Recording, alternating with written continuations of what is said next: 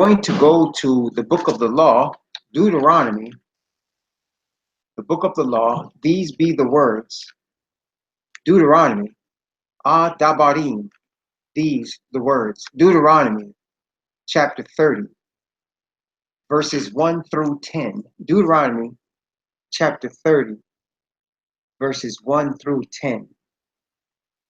And the book of the law states, "And it shall come to pass, when all these things are come upon thee, the blessing and the curse which I have set before thee, and thou shalt call them to mind among all the nations whither Yahweh thy Elohim hath driven thee, and shalt return unto Yahweh thy Elohim, and shalt obey his voice, according to all that I command thee this day, thou and thy children, with all thine heart and with all thy soul, that then Yahweh thy Elohim will turn thy captivity, and will have compassion upon thee, and will return and gather thee from all the nations whither Yahweh thy Elohim have scattered thee. If any of them be driven out unto the outmost parts of heaven, from thence will Yahweh thy Elohim gather thee, and from thence will he fetch thee. And Yahweh thy Elohim will bring thee into the land which thy fathers possessed, and thou shalt possess it. And he will do thee good and multiply thee above thy fathers. And Yahweh thy Elohim will circumcise thine heart and the heart of thy seed, to love Yahweh thy Elohim with all thine heart and with all thy soul, that thou mayest live. And Yahweh thy Elohim will put all these curses upon thine enemies, and on them that hate thee, which persecuted thee. And thou shalt return and obey the voice of Yahweh, and do all his commandments, which I command thee this day. And Yahweh thy Elohim will make thee plenteous in every work of thine hand, in the fruit of thy body, and in the fruit of thy cattle, and in the fruit of thy land for good. For Yahweh will again rejoice over thee for good, as he rejoiced over thy father. And thou shalt hearken unto the voice of Yahweh thy Elohim, to keep his commandments and his statutes, which are written in this book of the law. And if thou turn unto Yahweh thy Elohim with all thy heart and with all thy soul." Praise the Most High Yah. That was Deuteronomy chapter 30, verses 1 through 10.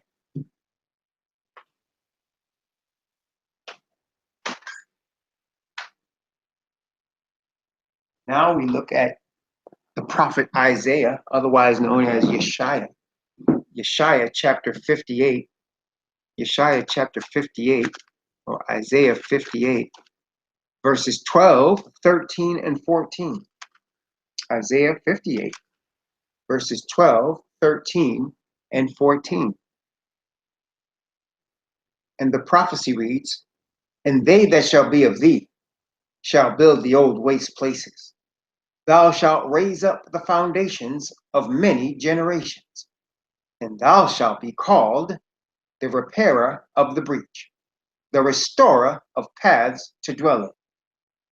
If thou turn away thy foot from the Shabbat, from doing thy pleasure on my holy day, and call Shabbat a delight, the holy of Yahweh honorable, and shall honor him, not doing thine own ways, nor finding thine own pleasure, nor speaking thine own words, then shalt thou delight thyself in Yahweh.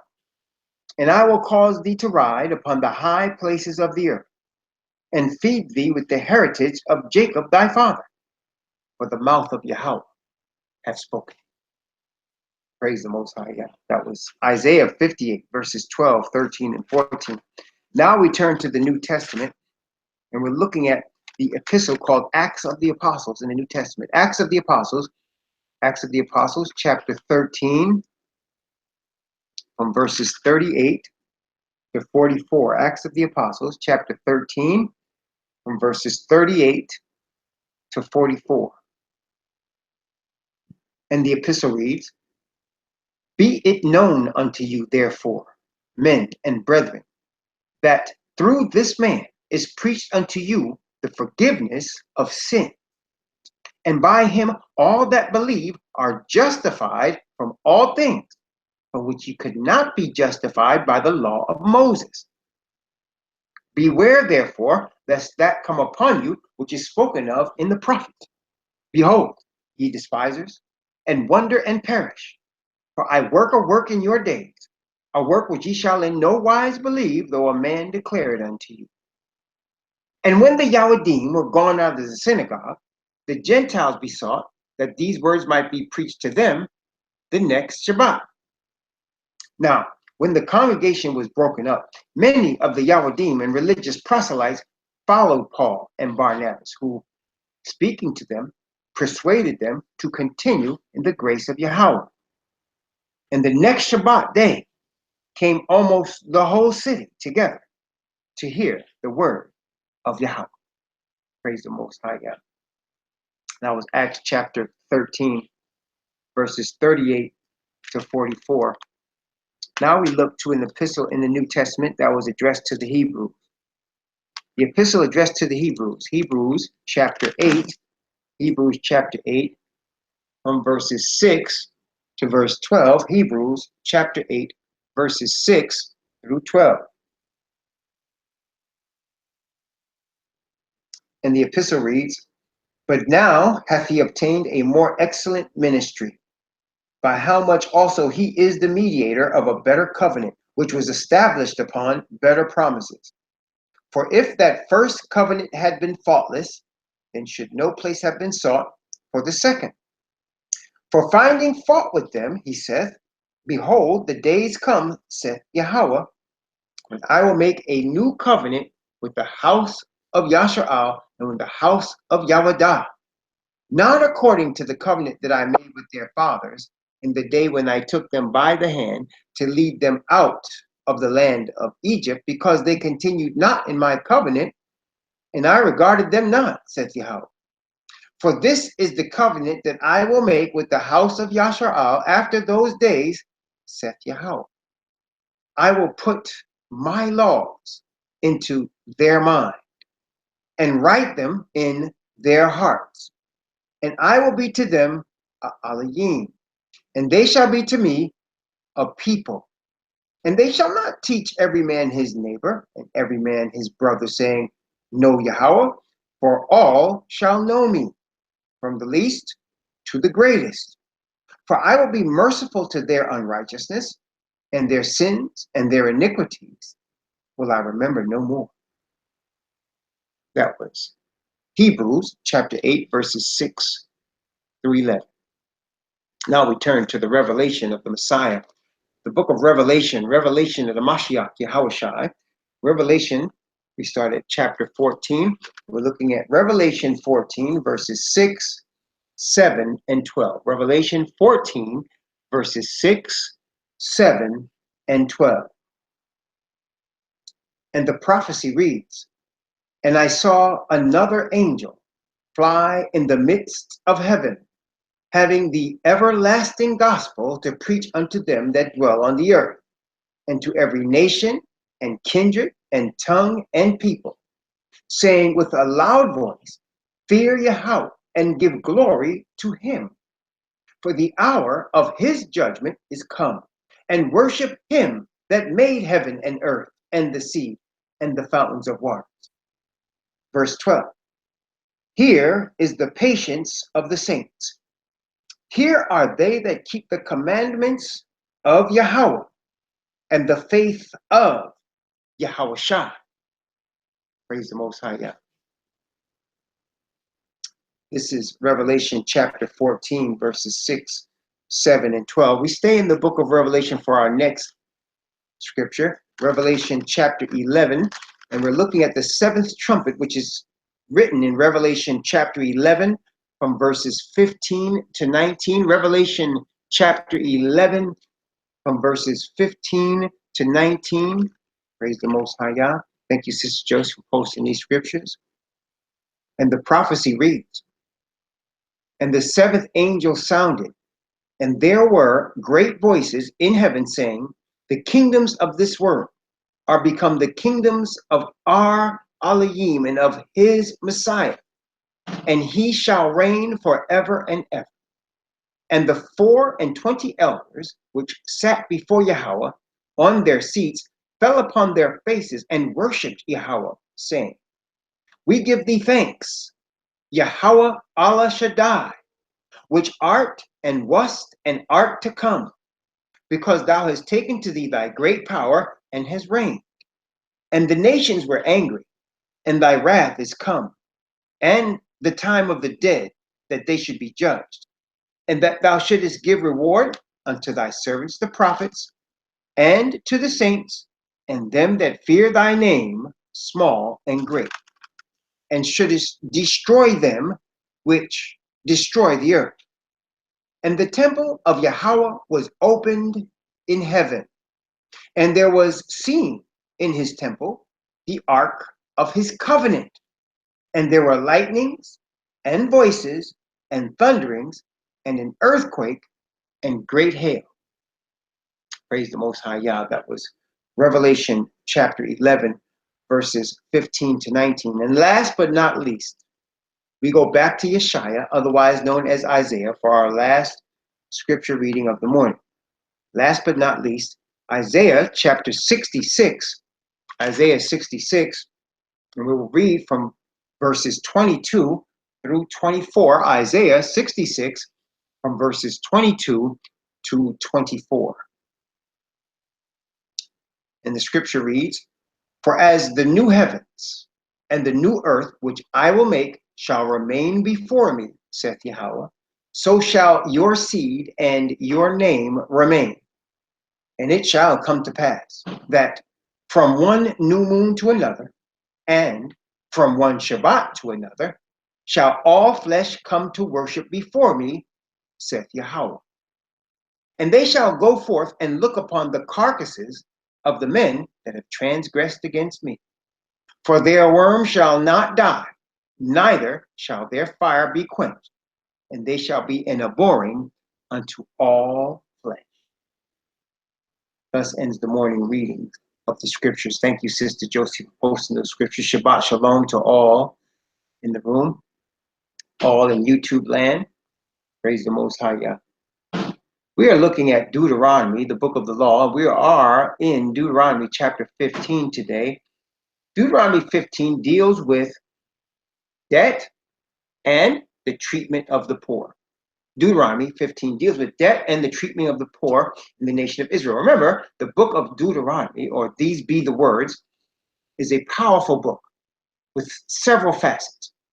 There is the instructions that are given to us in terms of the covenant and the statutes and judgments that are based in the covenant. You see, statutes and judgments are basically, all they are everyday living, how we in everyday living live out the covenant. The object, brothers and sisters, is for his chosen people, the nation of Israel, to reflect perfectly the covenant of the Most High Yah, to reflect the word. To reflect the word is also to reflect the righteousness of the Most High Yah, because the covenant is an illustration of his righteousness.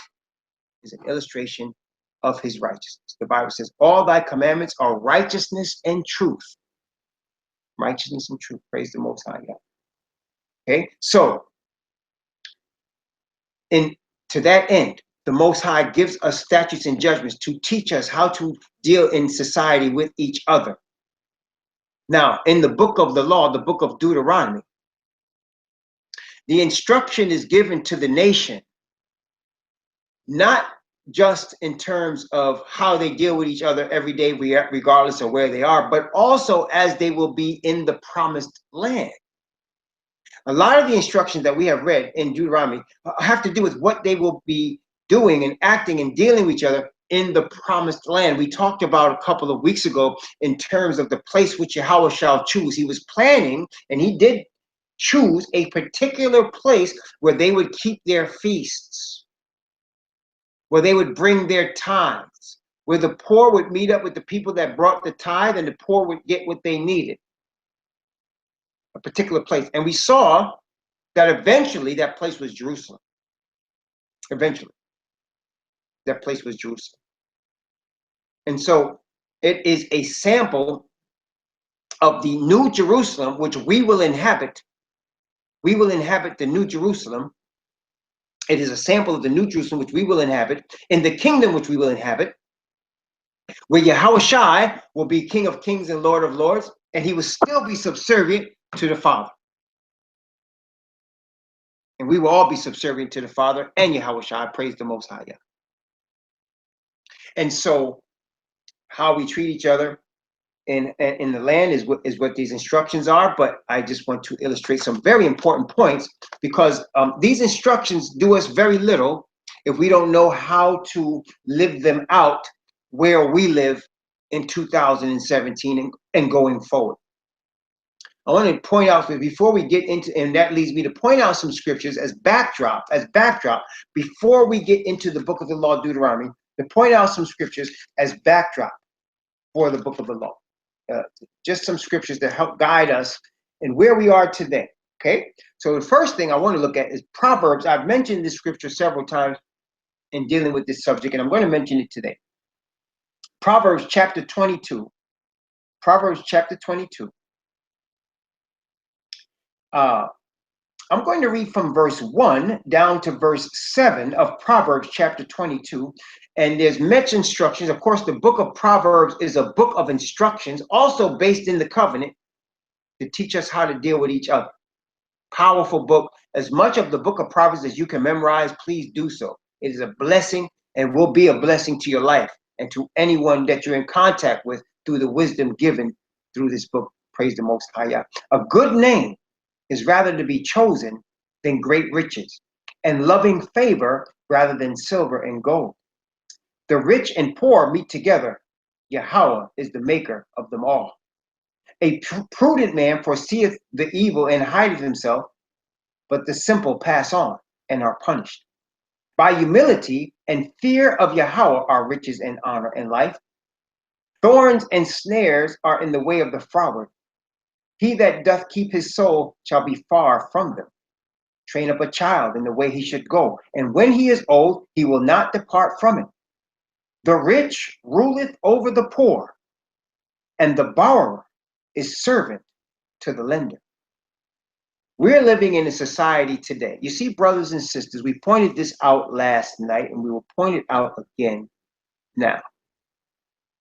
When the children of Israel inherited the land, the promised land, there was no debt on the land.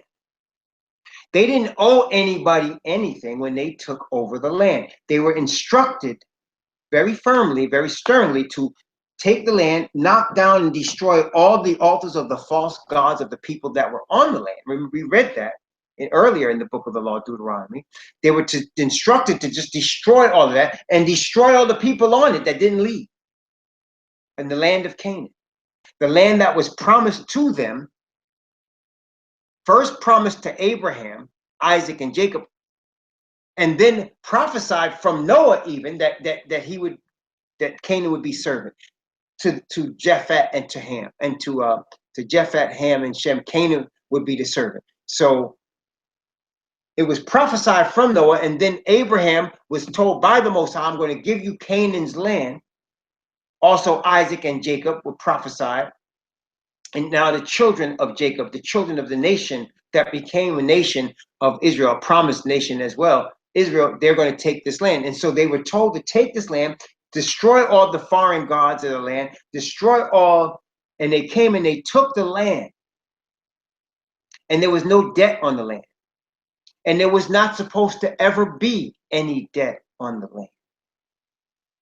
And why? The principle, the rich ruleth over the poor, and the borrower is servant to the lender. The promise of Deuteronomy 28, and we're going to, of course, go into great detail of Deuteronomy 28 when we get there, but we're not there yet. But we're going to read one of the promises of the blessings of obedience to the Most High that they were to obtain in the promised land. Notice the blessing in the promised land. Deuteronomy chapter 28. Deuteronomy chapter 28. Notice what it says, Deuteronomy 20. I'm going to actually read first verse 1 and 2 just to start off Deuteronomy 28. verse 1 and 2. And then I'm going to go down to verse 11 and 12 and 13. Okay, notice what it said. And actually 14, 11 through 14 and 1 and 2. Thank you, Sister Joseph.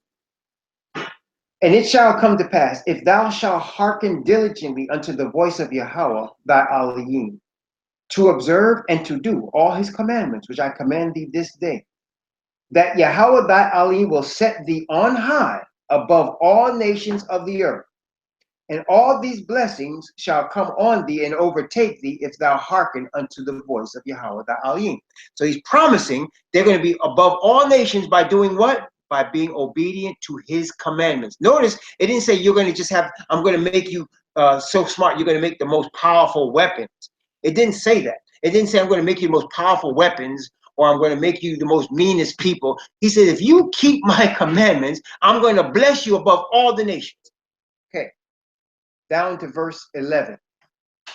And Yahweh shall make thee plenteous in goods, in the fruit of thy body, in the fruit of thy cattle, in the fruit of thy ground, in the land which Yahweh sware unto thy fathers to give thee.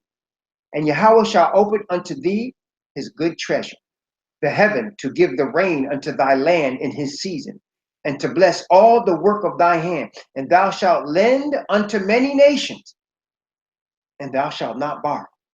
And Yahweh shall make thee the head and not the tail. Thou shalt be above only, thou shalt not be beneath. If that thou hearken unto the commandments of Yahweh thy Elohim, which I command thee this day to observe and to do them, and thou shalt not go aside from any of the words which I command thee this day to the right hand or to the left, to go after other gods to serve them. Huh? So he says, if you keep my commandments in the land I give you, I'm going to bless you above all the nations. I'm going to make you be the borrower, the lender. See, the Bible says what? The rich rule over the poor and the borrower is servant to the lender. I'll make you the lender. So you're going to be the lender. Many nations will borrow from you and you'll rule over them because they'll borrow from you. Okay? And you'll be the lender and they'll be the borrower. That's what the intent was of the Most High when they came into the land. But of course, we know, obviously, they didn't keep their end of the bargain. We know, obviously, they didn't keep their end of the bargain. And what happened? What happened? They ended up becoming under slavery, first in Egypt, then later in Babylon. They were, and many times to the Philistines in slavery and under their control. And when they were in there, they became borrowers. And so they became servants to other nations. And so, brothers and sisters, today in the society in which we live, all people owe somebody something. Why is that? Because we're in Babylon. See, what we described was to take place in the promised land. We don't live in the promised land right now. We live in Babylon. Okay? And in Babylon, there is the rich and the poor. You think we have a middle class. We really don't. And everybody is in debt to somebody. You say, well, how you say that, brother? Let me explain to you. The best you can do is live when you own your own property and you have no debt to anybody. That's the best you can do. But even so, if you work, if you earn $1, you're going to owe Caesar something. You're going to owe him tax money. And you have to pay that debt. And if you don't pay it, you're going to go to jail. There can be serious penalties if you don't pay Caesar what you owe him. And if you don't pay the property tax on the property you live, even if it's paid off, they'll take that property from you. They'll take it from you. Okay? So everybody in Babylon owes somebody above them. Everybody does. Okay? The only people that don't have to pay anybody are the people that are on top, the rulers of this world, the people that run the dark places. The Bible says spiritual wickedness in high places. They don't owe anybody anything because it's their world. You understand? So in the nation of Israel, the Most High teaches us not to incur debt because we didn't have any when we came in the land. But in Babylon, everybody got debt. Now, that's not saying we should just go out crazy and just go crazy with debt, but it's just a reality of where we are. You can't change it. See, there's people that protest and they fight in their Congress and in their Senate, and they've been doing this for decades. You're not going to change it. Why? Because the devil is ruling the world as it stands right now. The devil is running things on this planet. And who's the devil's girlfriend that controls everything? We have already pointed it out in Daniel in the book of Revelation, and we'll continue to point it out as we study these books more. It is the Roman Church. Roman Church. The Roman Church, through her power, you have the Federal Reserve, the Federal Reserve Bank. Federal Reserve Bank, the central banks. Rome has its own central bank, doesn't pay any tax. Federal Reserve here in the United States doesn't pay, not only don't they pay any taxes, they are the ones that print the money or demand that the money be printed to pay them, okay? The government is in debt to the Federal Reserve.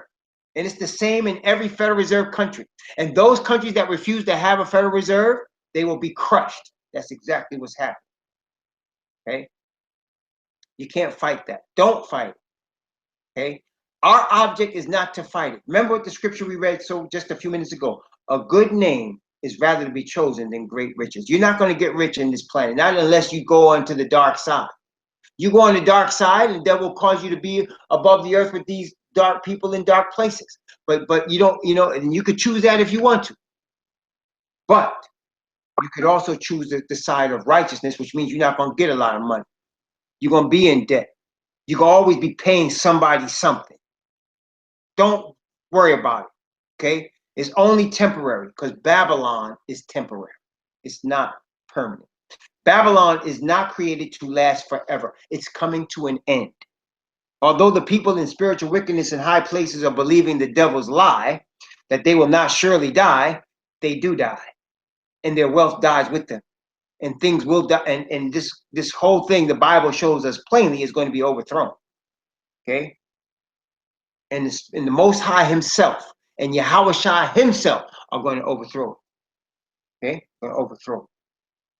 But today we're talking about Deuteronomy 15 in debt, and we're talking about how to handle the poor. And so far, what I've illustrated to you is that because of the sins of our fathers, we are placed in this Babylon society. The Bible does tell us Babylon is going to be fallen, is going to be destroyed, and he's raising up his nation from among the Babylonian captivity that we're all in, the Babylonian kingdom that we're all in right now. He's raising up his people. And the first thing he's doing, he's not raising us up to accumulate gold and silver and Federal Reserve notes in this kingdom. He's raising us up to grow and to develop in righteousness and holiness before him. So we pay taxes. Even Messiah paid taxes. You say Messiah paid taxes? I want to show you something. Matthew chapter 17. Matthew chapter 17. Matthew 17. I'm going to start Matthew chapter 17 from verse 24 to verse 27. Matthew 17 from verse 24 to verse 27. Notice what the scripture says.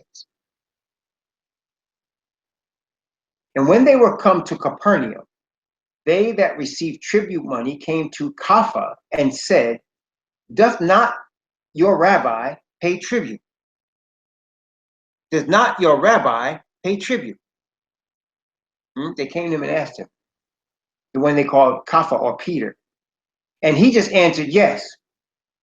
And when he was come into the house, Yahushua prevented him, saying, what thinkest thou, Shimon? Of whom do the kings of the earth take tribute or custom? Of their own children or of strangers? Caiaphas said unto him, of strangers. Yahushua said unto him, then are the children free. Notwithstanding, lest we should offend them, go thou to the sea and cast an hook and take up the fish that first cometh up. And when thou hast opened his mouth, thou shalt find a piece of money. Take and give unto them for me and thee. So he said, of whom do the kings of the earth pay tribute? So back at that time, brothers and sisters, I want you to understand what he's talking about. The only people that paid taxes were people that were under the control of another nation. The controlling nation never charged their own people taxes. I want to say that again. So in other words, if you were a Roman citizen and you were in Rome, you did not pay taxes. But if you were under a Roman territory like Israel was, or you were under any territory like Egypt was, or Greece, they paid taxes. And if you study the scriptures, you will see, like when David was king, David had other nations paying him tribute. He did not charge taxes to any of the children of Israel, but other nations paid tribute to him. You're gonna go study that out. You will see for yourself. So generally in history, the nations that were in power did not charge their own citizens taxes.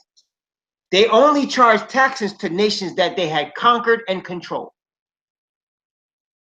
Okay, you follow me so far? That's why Messiah said, of whom do the kings of the earth take tribute or custom? Of their own children or of strangers? And Peter said of strangers, right? So if you're not, so in other words, if the nation of Israel was a free nation under their own power and in their own control, they would not pay taxes to their government. Other nations would pay, okay? And the other nations that they control would be charged, okay? And that's what happened. So, and so he said, then are the children free? So he said, in here there were Israelites asking Peter, does your rabbi pay taxes to Caesar? Does he pay? Basically, they were trying to collect for Caesar and collect for themselves. So that Messiah was like, we supposed to be brothers. You're not supposed to be collecting taxes from me. But see, they were working for Caesar, collecting taxes. Because he said the children's supposed to be free. But he didn't want to offend them, so he said, go get the money. He told him in some miracle how to get the money, and Peter, Akafa, went and got the money and brought it to them and paid. But in our society today, very few people don't pay taxes. Let's go into the people that don't pay taxes today. Who doesn't pay taxes today? Well, let me tell you who does not pay taxes today. If you're very, very poor, like below the poverty line, you don't pay taxes. Well, why don't you pay taxes? Because there's nothing to pay. Because you're only trying to survive. So the government even doesn't look for you for money. But if you work any place and make any earning, and you don't have to make a decent living, just any living, they will take your money. You're gonna pay taxes. Okay. Well, who else doesn't pay taxes aside from people that are poor, and usually people that are handicapped, right? Usually people that are handicapped also, they don't pay taxes. And who else doesn't pay taxes? Religious organizations do not pay taxes. That's right. If you're a 501c3, and technically it could be a religious organization or even a non-religious organization, but if you're a 501c3 organization, whether you're religious or not, you don't pay taxes. 501c3. That's right. They don't pay tax. Who else doesn't pay tax? Or very little. The top 1%. The top 1% of the people that control assets. You see, this is the thing, brothers and sisters. It's not about, see, we think in terms of how much money we have, right? But I used to work in financial planning, and you get to a point where people get to a point where it's not about money anymore. It's about assets. It's about assets. Like they own so much property. They own so much stock in companies. They own so much of the things of this world that it's not even about money. It's about assets. Like yesterday, my wife and I saw a posting on the street. We were walking in Manhattan, and it was a 4 or 5 bedroom place in Manhattan, and they were asking about $14 million for it. My wife said, how do they qualify people to buy that place? And I said, well, when they go to buy a place like that, they don't qualify them the way you and me would be qualified if we were looking for a mortgage. No, they just look and ask them. It's like when you walk up to a counter and you're buying something, they don't ask you, can you afford to pay for it? They just say, how would you like to pay, right? Well, when you're that rich, when you're in the top 1%, they don't ask you how, if you can afford to pay the 14 million. That's not the question. It's how would you like to pay? Do you want to pay by cash? Do you want to pay by asset? What assets? How you want to pay? That's all the question. How you want to pay? You want the bank to give you all the money for it, or just part of it, or how do you want to pay? That's how they do it. Top 1%. And they pay very little, if any, taxes. That's how it works. The rich rulers over the poor, and the borrower is servant to the lender. This is the life in which we live right now. This is where we are. I'm just trying to tell you where we are right now. We're going to come back to Deuteronomy 15 and go through the principles of the kingdom. But we're going to try to look at what we live in today and deal with it according to the principles outlined in the book of the law. So let's look at, I want to look also at Romans chapter 13. Romans chapter 13. Romans 13. And we're going to read Romans 13 from verse 1 down to verse 8. Romans 13 from verse 1 to 8. Okay, notice what it says. Romans 13, 1 to 8. Let every soul be subject unto the higher powers. For there is no power but of Yahweh. The powers that be are ordained of Yahweh. Whosoever therefore resisteth the power resisteth the ordinance of Yahweh. And they that resist shall receive to themselves damnation. For rulers are not a terror to good works, but to the evil. Wilt thou then not be afraid of the power? Do that which is good, and thou shalt have praise of the same. For he is the minister of Yahweh to thee for good. But if thou do that which is evil, be afraid, for he beareth not the sword in vain. For he is the minister of Yahweh, a revenger to execute wrath upon him that doeth evil. Wherefore ye must needs be subject, not only for wrath, but also for conscience sake. For this cause pay ye tribute also, for they are Yahweh's ministers, attending continually upon this very thing. Render therefore to all their dues, tribute to whom tribute is due, custom to whom custom is due, fear to whom fear is due, honor to whom honor is due. Owe no man anything but to love one another, for he that loveth another hath fulfilled the law. Now look, there's a lot in here. So he's saying here that the Most High allows whoever's in charge to be in charge. Now they got to answer to him. And now we know the governments have corrupted themselves on the earth. They're doing it. They're corrupt all the way around, no question. But they don't answer to us for that. They will answer to the Most High for that. That is why he's going to overthrow this whole earth, because it's corrupt. All the churches are corrupt and all the governments are corrupt. He's going to overthrow the whole thing. But us as citizens of this earth, we are to obey the laws of the land, as long as the laws of the land don't go against the covenant of Yah. Okay? So he's telling us, pay the taxes, pay to Caesar that which belongs to Caesar, and render to Yahweh that which belongs to him. So you pay your taxes. You do what you're supposed to do. You obey the laws of the land. But when it gets to the point where the laws of the land conflict with the law of the covenant, you must obey the covenant. Now, we're not at that point yet. It's getting there quick. And this is what the mark of the beast is all about. The mark of the beast is where the law of the land will conflict with the covenant, as it did in Babylon with Hananiah, Mishael, and Azariah. And you recall that in Daniel chapter 3, you recall that Nebuchadnezzar, the king, made a great image. And he called all the leaders of the nation, all the leaders of his kingdom, to a dedication of the image. And when he called them out there, he let everybody know, okay, this is more than a dedication. This is going to be a worship service. It's going to be a worship service. And what you're going to do is you're going to bow to this image. Okay. Now, all the people out there, none of them had a problem with that, except Hananiah, Mishael, and Azariah. And the reason they would have a problem, because this is anathema to the covenant. This goes against the covenant. Can't bow down to any likeness of anything, whether it be heaven above, earth beneath, water beneath earth. Thou shalt have no other Elohim before me. You see, they could not bow to the statue. And he threatened them with on pain of death, but they did not bow to the statue. We are going to be dealing with similar situations in modern Babylon. You see, is there going to be a statue? Well, the Bible says it's an image to the beast, but it's not an actual statue. It's going to be a government. It's an image to the beast. The beast is the government. It's an image to the beast. It's made in the image of the beast. It's governments that are made in the image of Rome's government. That is the Roman church government.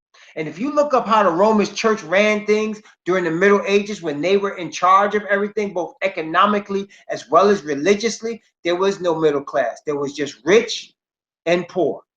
And most of the rich were landowners that kissed up to Rome.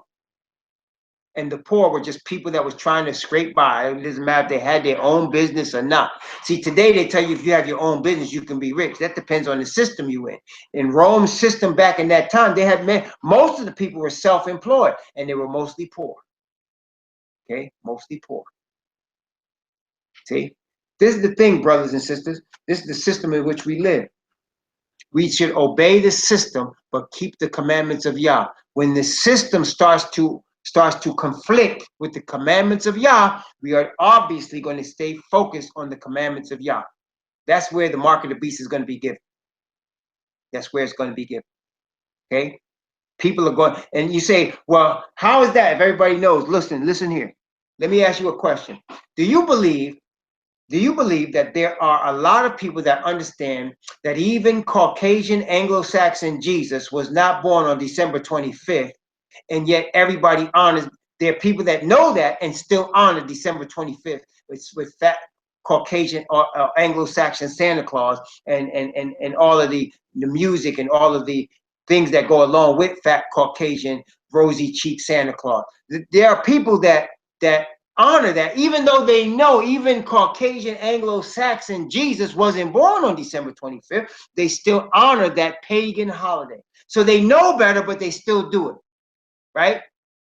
People know that the risen Messiah, even if he's the white Caucasian Anglo-Saxon Jesus, if he raised the third day, that his resurrection has nothing to do with Easter eggs and bunny rabbits.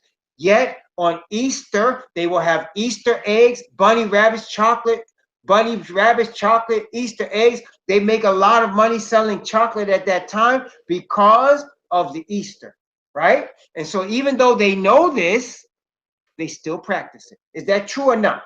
So don't think that just because everybody has read or people have read or heard about Mark of the Beast and Image of the Beast and Mark of the Beast and 666, that they automatically are going to just avoid it when it's right in front of them. No, brothers and sisters, I'm going to show you later. We're being trained to accept error and to act like it's not error. We're being trained to think of things that are evil as good and good as evil. We're being trained and brainwashed to do it every single day in many venues.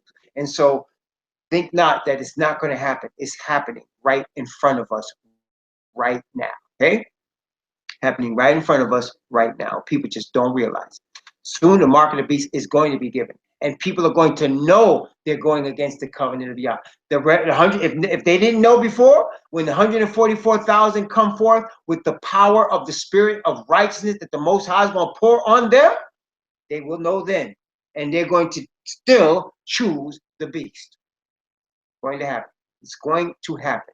Okay? Going to happen. So until that time, we are to obey the laws of Caesar. We are to pay the taxes, even if we think they're unfair. We're to pay the taxes, even if we think they're too high. We do what we have to do, what we're told to do. We obey the speed limit. We obey the laws of the land. We do what we're told to do to live in peace, as long as it doesn't go against the covenant of Yah. Okay? And as far as possible, keep your debt under control. As far as possible, keep your debt under control. You're going to be in debt. No, you're going to be in debt. Okay, you are.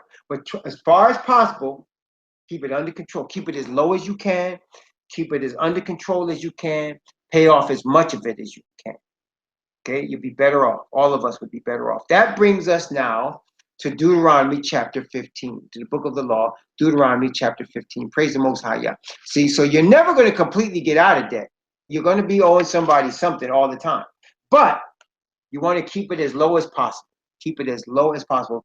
I don't even believe Shaul knew the extent to which the Babylonian economic system was going to rule the earth. Because remember, look what he wrote. He said, "Oh no man anything but love."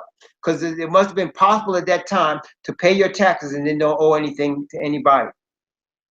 Now, at best, you can owe nobody anything month to month, at best.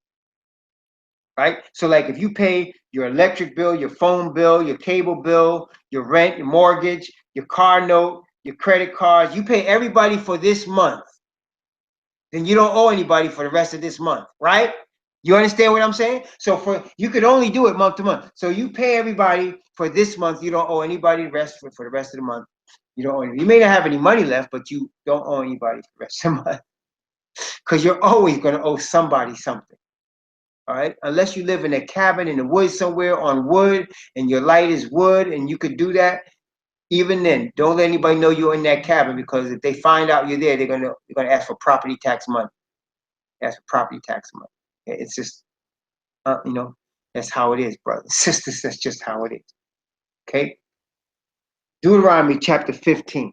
So now the Most High is going to bring forth some principles that even Babylon has copied some of these principles. Okay, I'm going to show you Deuteronomy chapter 15.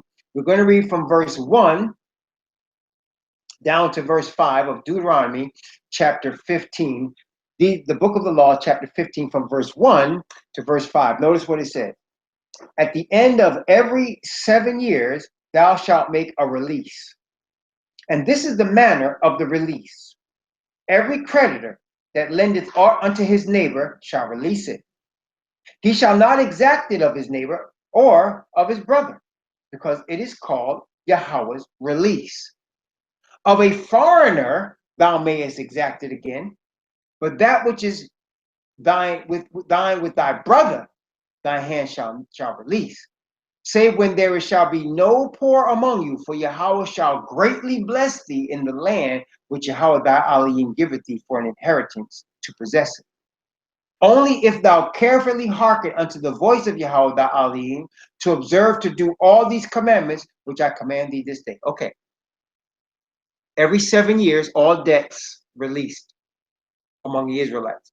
What law do we have today that's very similar to that in the United States? And in other countries, they have it too. Every 7 years, there's a release of all debts. What law do we have today that's very similar to that law? What law is that? Can y'all name the law? We have a law like that today. And they're corrupting that law, by the way. They're corrupting it. But we have a law like that today. What law is it? Can anybody tell me? What law do we have? Yeah, but what is it called? There's a word for it. There's a word for it. What law do we have that's very similar to the release of all debts every 7 years? That's right. Sister Castro got it right on the head. It's called bankruptcy. Bankruptcy. Every 7 years, a person in the United States can declare bankruptcy, right? And they really discourage you from declaring bankruptcy, because why? Because they want you to remain in debt. They want you to remain in debt, and they want your children to remain in debt forever, for as long as you live. They want you and your children to remain in debt. But there's a law. Every 7 years, you can declare bankruptcy. And they try to discourage it. They make you sound like, you're a terrible person if you declare bankruptcy. You're not a terrible person. I've declared bankruptcy. They were mad at me. My credit is now good again. They tell you all your credit's going to be ruined. Listen here. You can declare bankruptcy. But the thing is, what they did now, it used to be after 7 years, the bankruptcy was off your record, right? You can declare bankruptcy. Look, our president declared bankruptcy. Our current president declared bankruptcy 4 different times. He has declared bankruptcy 4 different times. And he says he's a billionaire, but he's declared bankruptcy 4 different times. I'm not telling you anything, rumor. This is public knowledge. Look it up. He's declared bankruptcy 4 different times. So every 7 years, you can declare bankruptcy. All right. Now, they don't want you to do that because, all the credit card companies and all the companies, they want their money, right? They want their money. Now, if you owe money on your house and you declare bankruptcy, they're going to take the house, because you can declare bankruptcy and wipe out the debt, but they'll take the house. If you owe money on your car and you declare bankruptcy, you're going to take the car, because you owe money on the car and you're getting rid of the debt, but they're going to take back the car. Okay, that's what they do. And if you owe money on credit cards, you declare bankruptcy, you got to rip up the credit cards, because now you don't have the credit cards anymore. But you can be debt-free like that. And I'm telling you, you can reestablish credit if you wanted to, and within 2 years, they'll be throwing stuff at you, trying to get you back. Get, car notes, credit cards, and everything. Try to get you back, because they want you back in debt. But this was a principle in the nation, among the nation of Israel. It was a principle that the Israelites, every 7 years, forgave each other of all debts. Okay? All debts were forgiven. And every 50 years, the Jubilee, right? We're going to read about the Jubilee. Every 50th year, there was a release of not only all debts, but any land that you had to mortgage, or any land that you had to sell because you were poor, any land that came like that, you got the land back. at the end of 50 years. So if your family, was poor and they had to sell off their land to survive, as they did in Egypt. You see, in Egypt, and this is a good illustration, under Joseph in Egypt, the famine was so bad that the people had to sell off land to get grain from Pharaoh to live. Because remember, Joseph had them storing grain for over the course of 7 years. In the years of plenty, he had them storing grain. And the people that didn't have any grain when the famine came, they ended up selling their land. They ended up selling everything, but at the end, they ended up mortgaging their land to Pharaoh in order to get food. And Pharaoh ended up owning all the land. Okay, that's how Egypt operates. But in Israel, it wasn't so. If you had to do that, 7 years, your debts were forgiven, and every 50th year, your family got back the land. See, that way, if you had some cousins or you had some uncles or you had some grandfathers or great-grand that just was bad with how to handle assets, right? And they just messed up everything. At some point, your family's going to get to start all over again. At some point, the land they gave away or they had to sell because of their gambling or whatever they did, they would get that land back. But in Babylon, it does not operate like that. And in modern Egypt and Babylon, it does not operate like that. Modern Egypt and Babylon wants to keep you in debt all your life. And when you die, they want your children to be in debt. That's just how it is in modern Babylon. That's why I don't want y'all to get it twisted. I'm not saying y'all should just go ahead and go crazy with debt. I'm not saying that at all. Please control the debt. But I wouldn't be concerned with it as much as others because you're always going to be in it. Okay, you're not going to get rid of it. Okay, you're just not. And if you try to get yourself ahead, Sister Castro just mentioned, you try to get ahead, right? So what do? You try to get ahead. You get education. Isn't that what we were always taught? Well, it used to be that way. You could get an education and you can get a better job if you educate yourself, right? You go educate yourself, get a better job. But what happens today? The colleges today charge so much money, right? So that you go back and you go and get your master's degree. It used to be a ticket to middle class. To get your master's degree was a ticket to the middle class. It used to be. But now you go get your master's degree, and if you happen to get a bachelor's degree and don't have any debt, if that happened, which it usually doesn't, but if it did happen that you got your bachelor's degree and you didn't have any debt, go and get your master's degree. You're going to be $20, $30, $40, $50, $60, $70,000 in debt by the time you get that degree. And you're not making that kind of money when you come out either. See? So now it's so corrupt that even to try to get ahead, they're using that as a vehicle to enslave us. See, the powers that be are using our desire to get ahead as a vehicle to enslave us in debt. They're using taxes as a vehicle to enslave us in debt. Everything. They raise the prices of things. So, like, I'll give you an example. My parents, when I was a little boy, they bought a house. In fact, they had the house built. They couldn't really get a mortgage, so there was a Caucasian friend of theirs who signed his name on the mortgage so they can get a mortgage. Because them being so-called African Americans, nobody was going to lend them any money for a mortgage. But this man co-signed for them, and he got the mortgage in his name, Caucasian man. They built a house, and the house, this was 1964, they built this house for $16,000 in 1964. At that time, between my mother and my father, at that time, they probably earned maybe $7,000 or $8,000 a year together, right? So they earned about half of what they had to pay for the house, right? And so in a few years, 15 years at that time was the mortgage, 15 years, they paid the house off eventually, or my father did. And so, and eventually his salary caught up to what the mortgage was, right? So by the time 74 comes around, he could make $16,000 in a year, right?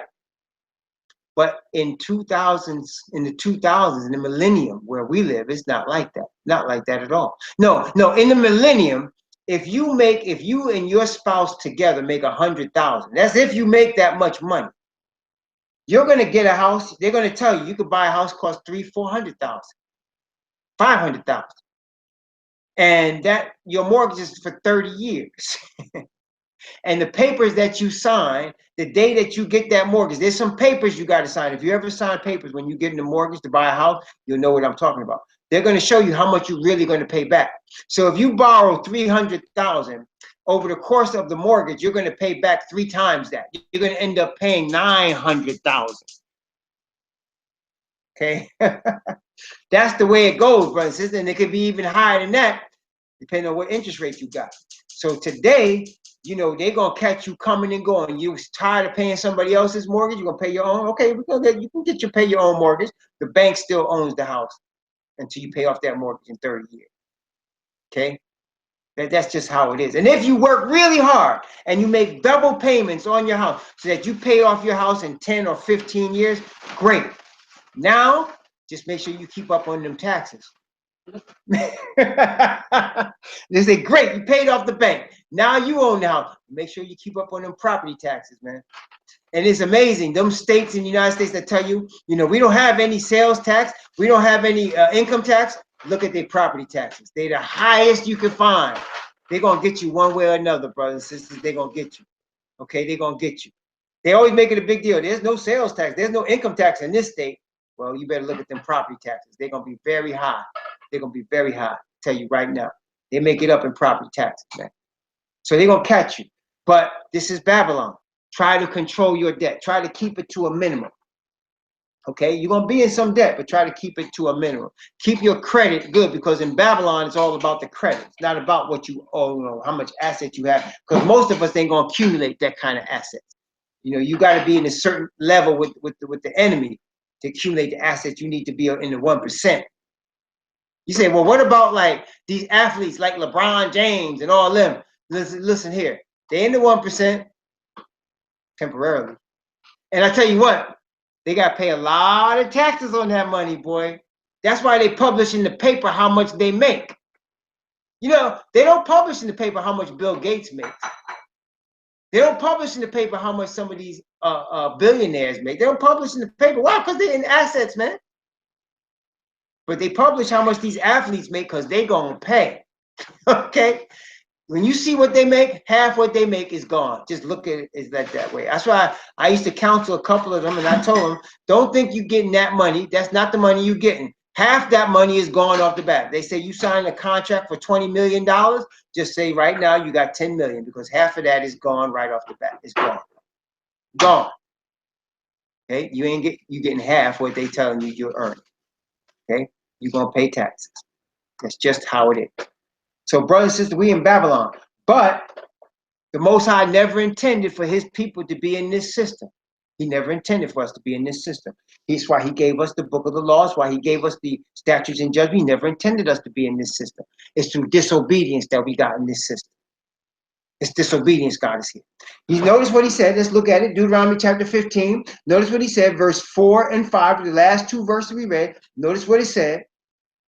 Save when there shall be no poor among you, for Yahweh shall greatly bless thee in the land which Yahweh thy Elohim giveth thee for an inheritance to possess it.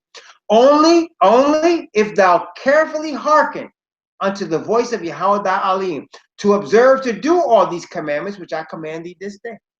See? If you obey his commandments, he's going to bless you, so you don't have to worry about that. But our fathers did not do that. And we live in Babylon. Now, we can get blessed in Babylon.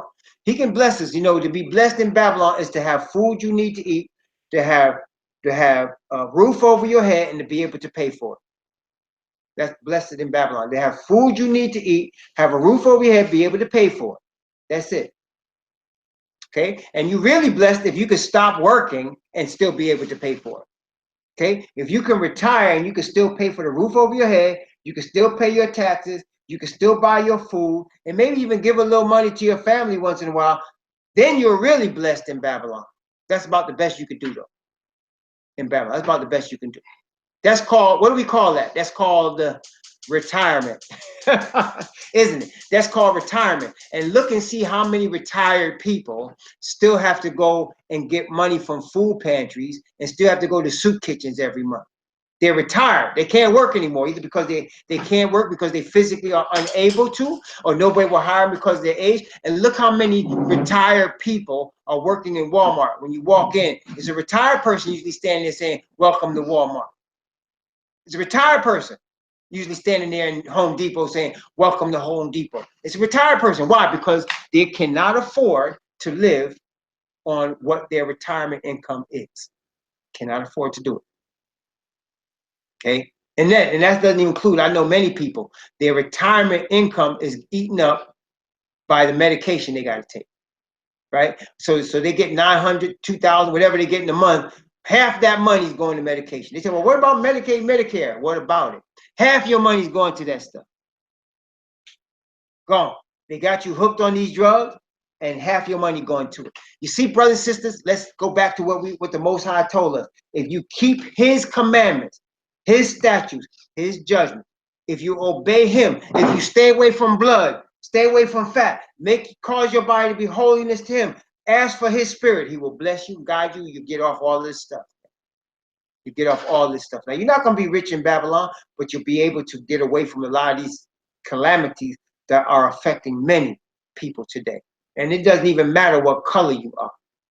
You can be Caucasian, Anglo-Saxon, you can be African, so-called African American, Hispanic, Asian, it doesn't matter what color you are. I've seen all colors on the street begging. I've seen all of them. I've seen Asian people on the street begging. I've seen, since we've been in New York this few days, I've seen Asian people on the street begging. I've seen Indian people on the street begging. I've seen Caucasian people on the street begging. I've seen black people on the street begging. It don't matter what color you are. In Babylon, don't matter. Don't matter. They will get you. Okay? That's why we need to keep the commandments of Yah. Even in Babylon, obey the commandments of Yah. Daniel was in Babylon. Did he keep the commandments of Yah in Babylon? Yes, he did. Hananiah, Mishael, and Azariah was in Babylon. Did they keep the commandments of Yah in Babylon? Yes, they did. Even if it meant being thrown in a lion's den or in a fiery furnace, they kept the commandments of Yah in Babylon. Praise the Most High Yah. Keep His commandments and statutes and judgments. He will take care of you, even in Babylon. Praise the Most High. But don't look to become wealthy in Babylon. It's dangerous, number one. But number two, unless you give up the principles of Yah, it's not going to work. It's just not going to work. And I don't care what everybody's telling you. I make $70,000 a month. You ever see commercials? I make $70,000 a month. I used to be poor and I make $70,000 a month. Listen here, man. They're scamming you, number one. They're scamming you, number one. And if they're not scamming you and they're actually making that money, believe it. They got to crack heads. They got to give up principles of the covenant to get that money. You don't just get paid like that because you're a nice guy. It doesn't work like that in the devil's Babylon. It doesn't work like that. I've seen a lot of wealthy people, believe me. It doesn't work like that. Okay? Money changes people. I don't care what anybody, money changes people. It does. You may not want to change, but it's going to change you. It does. Okay? Just how it is, man. It's just how it is. Let's keep reading. Deuteronomy chapter 15. From verse 6. From verse 6 down to verse 8. Notice what it said. For Yahweh thy Elohim blessed thee as he promised thee, and thou shalt lend unto many nations, but thou shalt not borrow. Thou shalt reign over many nations, but they shall not reign over thee. If there be among you a poor man, one of thy brethren, within any of thy gates in thy land, which Yahweh thy Elohim giveth thee, thou shalt not harden thy heart, nor shut thy hand from thy poor brother. But thou shalt open thy hand wide unto him, and shalt surely lend him sufficient for his need, and that which he wanted. Wait a minute. Is this talking about tithes? Nope. Tithe was a separate thing, right? Tithe is a separate thing. And that's for the Levite, the poor, the fatherless, the widow. But he's saying, even if this is not tithe, he's like, your poor brother, within your gates, he has need, and you have to give. The Most High is promising to bless you. This is where you get blessed if you give. This is where you get blessed if you give. It is not giving to 501c3 corporations that you give the blessing. I want you to please understand that. 501c3 corporations will tell you Oh, the Lord will bless you if you give to his ministry, to give to his church. He's gonna bless you if you give. That is a lie from the pit of hell. You will get blessed if you give to the poor. And don't even count how much you give them. If you got it to give, give. If you don't got it to give, then don't give. You understand what listen carefully what I'm saying. If you don't have it to give, don't give it. If you got it and you can give it, give it. And don't expect it back. You hear what I'm saying? And the Most High will take care of you. He says it. He will take care of you. Okay? He will bless thee as he promised thee. He will bless thee. Wait a minute. I'm going to just read some more. Let's go from verse 9. Let's go from verse 9 down to verse 11. Notice what it says from verse 9 to 11. Beware that there be not a thought in thy wicked heart, saying, the 7th year, the year of release is at hand, and thy eye be evil against thy poor brother, and thou givest him naught. And he cry unto Yahweh against thee, and it be sin unto thee. Thou shalt surely give him, and thy heart shall not be grieved when thou givest unto him, because that for this thing Yahweh thy Elohim shall bless thee in all thy works and all that thou puttest thy hand unto. For the poor shall never cease out of the land. Therefore I command thee, saying, thou shalt open thy hand wide unto thy brother, to thy poor, and to thy needy in thy land. See, you want to get blessing from the Most High? Never mind giving checks to these churches and these pastors and these so-called reverends. Never mind writing checks to them, man. You want to really get blessed? Give to a poor person, a real poor person. Give to them people you see trying to work in Walmart and they be like 70 years old and can't even afford nothing but tuna fish and dog food. Give something to them. Give something to them people that's lined up outside the soup kitchen or outside the food pantry hoping to get something because they got more month than money. Give something to them. Then you'll get blessed and don't expect anything back. Give it to them and don't even look for it back, because your blessing will not come from them. Your blessing will come from the Most High. That's how you'll get blessed, brothers and sisters. That's how you'll get blessed. Or you see somebody, they wearing old clothes, go get them some new clothes. Even if you got to go to the Goodwill, get them some clothes, get the clothes cleaned up, get the clothes cleaned up. Get it dry clean, get it ironed, and bring it to them. You could do that, right? I got many things from the Goodwill. Just the other day, I tell my wife, we gotta give. I had a suit I got for $19 from the Goodwill. That suit lasts me like, man, that suit must last me at least 15 years. At least it looked good on me too. I had it for a long time. The pants finally ripped out and I couldn't wear it anymore.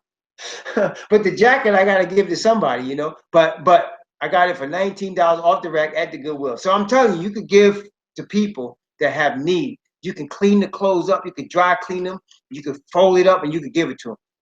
You can give it to them. I mean, that's what I'm saying. Don't expect nothing back. You can give them money. You can give them food. You can help them with bills. That's how you get blessed to the Most High. That's how you do it. Okay? Not, you know, giving right money to these churches, talking about their ministry and all that. Talking about their ministry and they doing this, they doing that. If somebody actually, like I have a cousin, he actually feeds the poor. He has a ministry where he actually goes to Costco. They go to where else he said? He said they go to Costco and some other place, and he gets food every month, and he cooks it and he gives it out. That's what he does. He cooks the food and he gives it out. Now that's a ministry, okay? That's what he does. I would surely give to him. If I had money to give, I would give to him. Because that's what he does. Okay? But that's a real deal. That's not some church telling you, well, we gotta send missionaries out to spread this gospel. We need a plane for brother so-and-so to spread the gospel. No, come on, man. Okay? Come on, man. You gotta do better than that. I mean, you gotta do better than that. So the scriptures is telling us. It says, let me read it again. Verse 9, verse 10, and verse 11. Deuteronomy 15, 9, 10, and 11. Notice what it said. Beware that there be not a thought in thy wicked heart, saying, the 7th year, the year of release is at hand, and thine eye be evil against thy poor brother, and thou givest him naught. And he cry unto Yahweh against thee, and it be sin unto thee. Thou shalt surely give him, and thy heart shall not be grieved when thou givest unto him. Because that for this thing Yahweh thy Elohim shall bless thee in all thy works, and in all thou puttest thy hand unto. For the poor shall never cease out of the land. Therefore I command thee, saying, thou shalt open thy hand wide unto thy brother, to thy poor, to thy needy in thy land. Look, brothers and sisters, if a man is healthy and he has 2 good hands and 2 good feet, and he's able to work, now that's not poor. That's lazy. You're okay? That's straight up lazy. That's not poor. Okay, that's lazy. If a man is able to work, he can go, and again, I use my cousin as an example. My cousin come out of jail, he would go to a place like Labor Ready and get like day work. Or he would go wherever he could get some work, man, and just go get something and work that day and get a few dollars. He would do it. Okay, he would do it. But if you're able to work, you should work. But there are people that are older, they can't work anymore. They've worked a long time and they can't work anymore. There are people that are afflicted. They have, medical issues that they can't do the work. And then, of course, there are children of people that are either unable to work or are too lazy to work, and the children suffer. Okay? These are the people that we're supposed to be helping. That's why it calls fatherless, widow, and fatherless. Notice 1 Timothy chapter 5. 1 Timothy chapter 5. 1 Timothy chapter 5. I'm going to start at verse 1 and read down to verse 8. Notice 1 Timothy chapter 5 from verse 1 to verse 8. 1 Timothy 5, 1 to 8. Notice what it says. Rebuke not an elder, but entreat him as a father, and the younger men as brethren, the elder women as mothers, and the younger as sisters with all purity. Honor widows that are widows indeed. But if any widow have children or nephews, let them learn first to show piety at home and to requite their parents, for that is good and acceptable before Yahweh. Okay? Now, she that is a widow indeed and desolate and trusted in Yahweh and continueth in supplication and prayers day and night, but she that liveth in pleasure is dead while she liveth. And these things give it charge, that they may be blameless. Notice verse 8. Notice verse 8.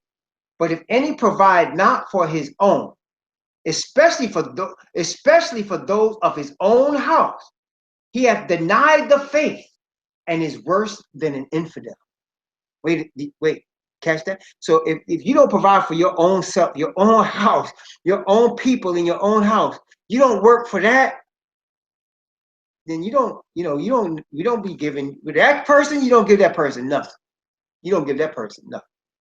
Okay? There are people out there like that. They just refuse to work. They just not work. They're gonna lay up on you.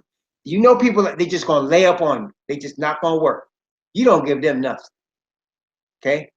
They didn't, especially says, now he's talking about believers too. He has denied what? The faith. Okay? That's right. He says in another place, if you don't work, he that shouldn't work shouldn't eat. He definitely said that. He definitely said that. If you don't work, you shouldn't eat. So that's the thing. There are people that refuse to work, that are just lazy. I mean, that's just as simple as that. There are people that are lazy. We're not supporting laziness now. Okay, we're not doing that. But children, you got to take care of children. You got to take care of children. You understand? A child is, not responsible for the problems that their parents are bringing. The parents are wino or whatever, and they don't want to work, or they caught up in some problem. You don't bring that on the children. Man. Don't bring that on the children. Take care. In that regard, you gotta provide for the children. So you see, the scriptures give us all the instructions that we need how to handle. But the poor brothers and sisters are always gonna be here. Most of them are elderly. And the Bible is telling us if we open our hands wide to them, he will take care of us. He will bless us. That's where the blessing comes in. It doesn't come in writing checks to 501c3 corporations, man. Churches claiming to be having some sort of ministry. If you see that they're actually doing something, that's different. But if they just sitting there talking and homie got nice suits on and he dressed well and got all these cars and he talking about he needs your money, I don't think so. I don't think so. And that's the majority of these big denominations. That's the majority of them, man. I don't think so. You could do better with your neighbor that's poor. You could do better there. You do better with your poor neighbor that's elderly or afflicted in some way, or somebody with children and don't have enough. They, single mothers that work and don't have enough, or even if you have two parents and they just don't have enough and they got children, you can help them. You can help them. Okay? You can help them. But we shouldn't be asking people for money when they poor. Just, it's just wrong. But that's what these ministries do. We're going to stop here today at verse 11. We'll continue this chapter 15 of the book of Deuteronomy by the grace of the Most High next week. We'll continue next week. But for now, let's stop here.